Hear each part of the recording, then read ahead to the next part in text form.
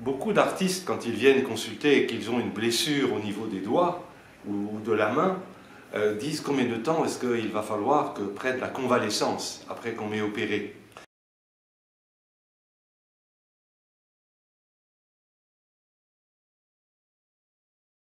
La règle, c'est que le moins possible de temps doit être perdu.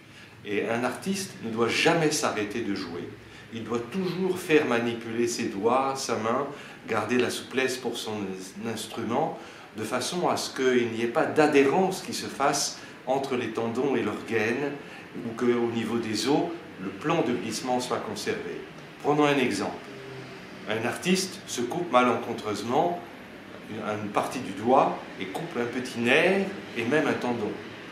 La chirurgie va consister à rabouter parfaitement le tendon et par microchirurgie à refaire la continuité nerveuse par des points qu'on appelle une suture épipérineurale.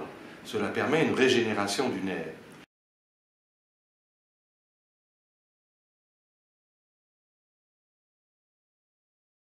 Mais si l'artiste reste ensuite le doigt en l'air et ne s'en sert pas, c'est la catastrophe parce que cela va être très difficile de retrouver son niveau très professionnel. Il faut donc pour nous, chirurgiens, changer un petit peu notre technique de façon à ce qu'après l'opération, malgré tout, l'artiste puisse continuer à bouger les doigts sans risquer de claquer la suture qui a été faite. Cela impose des positions très particulières de la main, qu'on appelle d'ailleurs une position anatomique très spéciale, où le poignet est mis vers l'arrière et les doigts sont mis vers l'avant. Et dans cette position, il y a moins de risque de craquer une suture du tendon fléchisseur. Ce n'est pas tout à fait pareil au niveau des tendons extenseurs.